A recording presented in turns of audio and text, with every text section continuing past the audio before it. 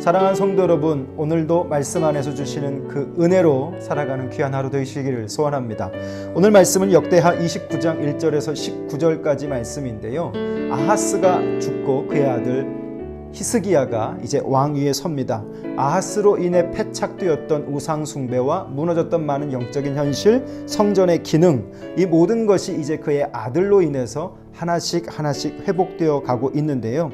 히스기야는 왕이 되자마자 먼저 그 성전의 종사자들 그리고 그 성전의 집기들까지 거룩하게 하는 정화 작업을 펼치게 됩니다. 이로써 하나님과의 관계가 회복되고요. 그리고 정결하게 되면서 하나님께로 서는 귀한 태도를 마련하게 되는데요. 말씀을 읽고 나누도록 하겠습니다. 히스기야가 왕위에 오를 때에 나이가 25세라 예루살렘에서 29년 동안 다스리니라. 그의 어머니의 이름은 아비야요 스가랴의 딸이더라. 히스기야가 그의 조상 다윗의 모든 행실과 같이 여호와 보시기에 정직하게 행하여 첫째 해 첫째 달에 여호와의 전 문들을 열고 수리하고 제사장들과 레위 사람들을 동쪽 광장에 모으고 그들에게 이르되 레위 사람들아 내 말을 들으라. 이제 너희는 성결하고 또 너희 조상들의 하나님 여호와의 전을 성결하게 하여 그 더러운 것을 성소에서 없애라. 우리 조상들이 범죄하여 우리 하나님 여호와 보시기에 악을 행하여 하나님을 버리고 얼굴을 돌려 여호와의 성소를 등지고 또 낭실 문을 닫으며 등불을 끄고 성소에서 분향하지 아니하며 이스라엘의 하나님께 번제를 드리지 아니하므로 여호와께서 유다와 예루살렘에 진노하시고 내버리사 두려움과 놀람과 비웃음거리가 되게 하신 것을 너희가 똑똑히 보는 바라. 이로 말미암아 우리의 조상들이 칼에 엎드러지며 우리의 자녀와 아내들이 사로잡혔느니라. 이제 이스라엘의 하나님 여호와와 더불어 언약을 세워 그 맹렬한 노를 우리에게서 떠나게 할 마음이 내게 있노니 내 아들들아 이제는 게으르지 말라. 여호와께서 이미 너희를 택하사 그 앞에 서서 수종들어 그를 섬기며 분향하게 하셨느니라. 이에 레위 사람들이 일어나니 곧 그핫의 자손 중 아마세의 아들 마핫과 아사랴의 아들 요엘과 무라리의 자손 중 압디의 아들 기스와 여할렐렐의 아들 아사랴와 게르손 사람 중 심마의 아들 요아와 요아의 아들 에덴과 엘리사반의 자손 중 시므리와 여우엘의 아삽의 자손 중 스가랴와 마띠냐와 헤만의 자손 중 여후엘과 시므이와 여도둔의 자손 중 스마야와 우시엘이라. 그들이 그들의 형제들을 모아 성결하게 하고 들어가서 왕이 여호와의 말씀대로 명령한 것을 따라 여호와의 전을 깨끗하게 할세. 제사장들도 여호와의 전 안에 들어가서 깨끗하게 하여 여호와의 전에 있는 모든 더러운 것을 끌어내어 여호와의 전 뜰에 이름에 레위 사람들이 받아 바깥 기드론 시내로 가져가더라. 첫째 달 초하루에 성결하게 하기를 시작하여 그 달 초파일에 여호와의 낭실에 이르고 또 8일 동안 여호와의 전을 성결하게 하여 첫째 달 16일에 이르러 마치고 안으로 들어가서 히스기야 왕을 보고 이르되 우리가 여호와의 온 전과 번제단과 그 모든 그릇들과 떡을 진설하는 상과 그 모든 그릇들을 깨끗하게 하였고 또 아하스 왕이 왕위에 있어 범죄할 때에 버린 모든 그릇들도 우리가 정돈하고 성결하게 하여 여호와의 제단 앞에 두었나이다 하니라. 아멘. 오늘 말씀은 히스기야가 그의 나라 그리고 그의 영적 현실 그 모든 것들을 직시하면서 그가 어떻게 회복해 가고 있는지를 정확하게 기록하고 있습니다. 오늘 우리가 처한 현실을 우리가 어떻게 바라보고 그 현실을 어떻게 대처하느냐에 따라서 오늘 우리의 앞으로의 시간이 달라지는 것처럼 오늘 히스기야는요 그의 아버지가 무너뜨렸던 영적 현실을 직시합니다. 그리고 그 안에서 어려운 것들 하나하나를 수습해 가게 되어지는데 히스기야는 아하스 왕의 실정, 잘못했던 그러한 모든 것들을 바로잡는데 그 모든 것들이 다 또 다시 성공으로 나아가게 됩니다. 먼저 자신을 있는 그대로 보는 일, 참 당연한 일입니다만은 우리 안에 비춰보면 이 일이 또한 얼마나 어려운 일인지를 생각해 보게 됩니다.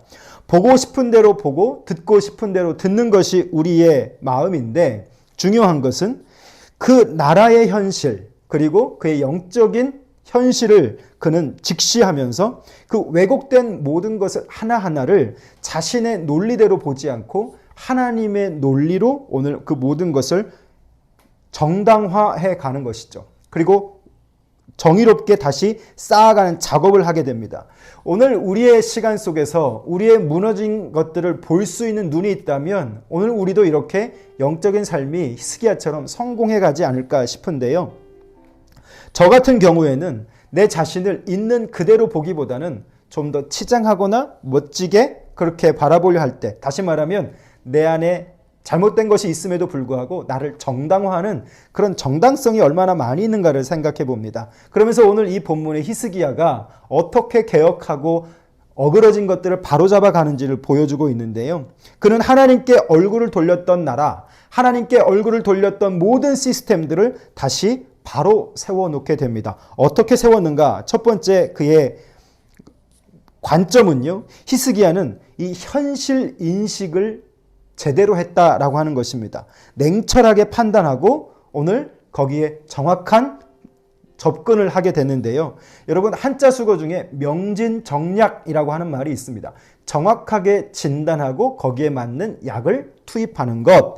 오늘 히스기야가 딱 그 표정인데요. 그 모습인데요. 정확한 진단 후에 정확한 치료를 하고 나서 문제의 핵심이었던 닫혀버린 성전, 그리고 더럽혀진 성전, 그리고 멈춰져 버린 예배, 즉 번제단을 다시 지적하면서 회복시키기 시작합니다.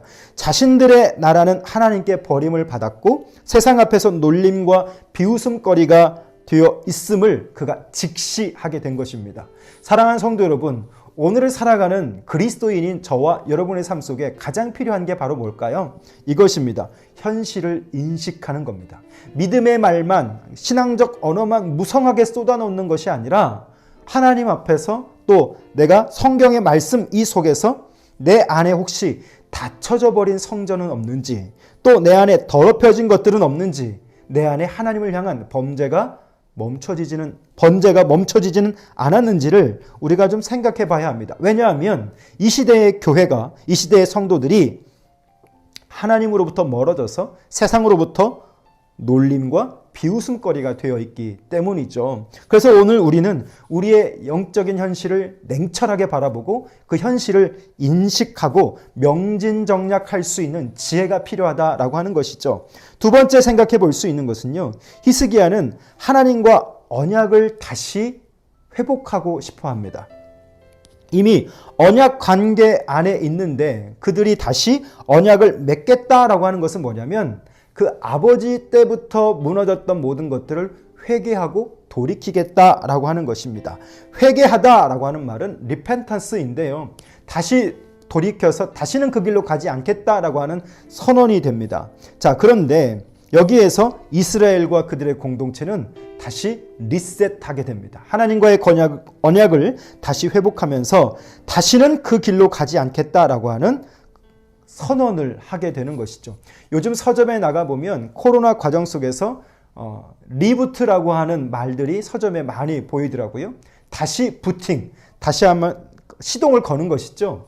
오늘 우리의 영적인 현실도 그럴 것 같습니다. 코로나로 인해서 멈춰지고 또는 병들고 나태해지고 게을러졌던 우리의 신앙이 다시 한번 하나님의 말씀으로 회복되어지고 리부팅 할 수 있는 그런 은혜가 있어지기를 소원합니다. 또 세 번째로 생각해 볼 수 있는 히스기야의 성공 요인은 무엇인가? 레위인과 제사장들을 성결하게 하는 것을 우선합니다. 여호와의 명령을 따라서 여호와의 전을 깨끗하게 합니다. 즉 기준, 하나님이 내세우신 그 기준이 있는데 그 기준에 맞게 모든 것을 하나하나 바로 잡아나가는 역할을 하고 있는 것이죠. 천시당했던 여호와의 성전, 그리고 그 안에 있었던 그릇들, 모든 것들을 정리정돈하고 그것을 거룩하게 바꾸는 작업을 하게 됩니다. 여호와의 제단 앞에 모든 것을 모아두고 이제 하나님 앞에 다시 잃어버렸던 번제단의 떡상까지도 갖추게 됩니다. 다시 말하면 모든 것이 다시 제자리를 되찾아 가고 있다라고 하는 것이죠. 하나님을 향해 다시 이들이 서고 온전한 자세와 태도를 마련하고 있습니다. 사랑하는 성도 여러분, 이것이 바로 하나님이 그들 안에서 다시 역사할 수 있는 준비 작업이 되어지는데, 저는 이런 생각을 했습니다. 우리는 얼마든지 옳은 것을 알고도 넘어지는 가능성이 많은 자들 아닙니까? 신용복 선생님의 담론이라고 하는 책에 보면 뒷부분에 이런 글이 있습니다. 떨리는 지남철. 우리가 늘 하나님을 향한 거룩한 방향은 알고 있지만 그 방향에 앞서 우리는 늘 갈팡질팡하는 흔들리는 지남철 같은 삶을 살죠.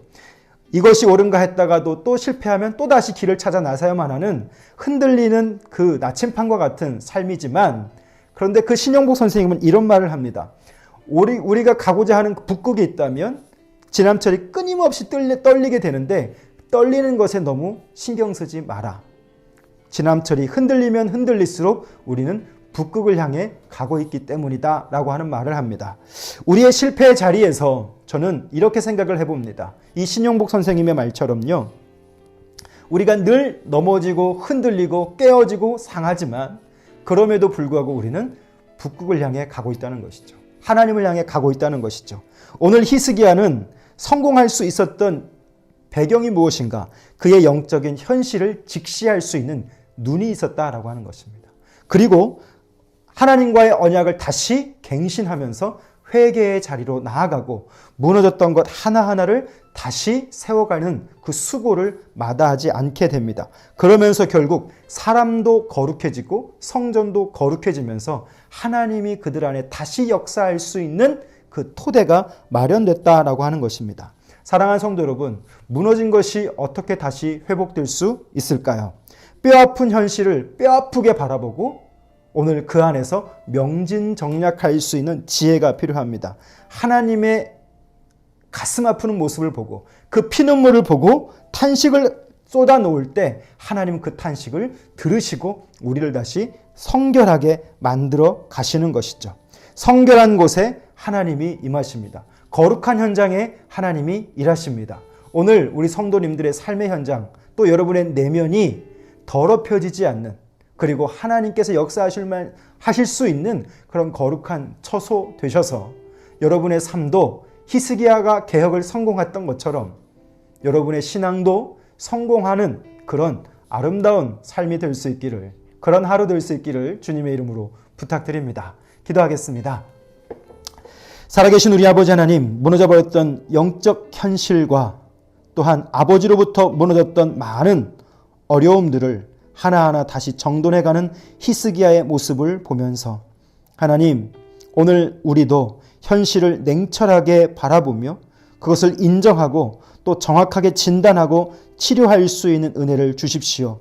오늘 우리 안에 하나님 앞에 닫혀버린 성전은 없는지, 더럽혀진 것들은 없는지, 멈춰져 버린 번제가 없는지 살피게 하여 주시옵고, 오늘 하나님께로부터 다시 돌이킬 수 있는 회개와 은혜를 허락하여 주시옵소서. 하나님, 사람을 거룩하게 하고 성전을 성결하게 했던 이 히스기야의 수고처럼 오늘 하루 우리의 삶도 무너졌다 할지라도 다시 일어나서 주를 바라보게 하시며, 나도 또 교회도 또 우리 가정도 하나님 앞에서 성결할 수 있기를 원합니다.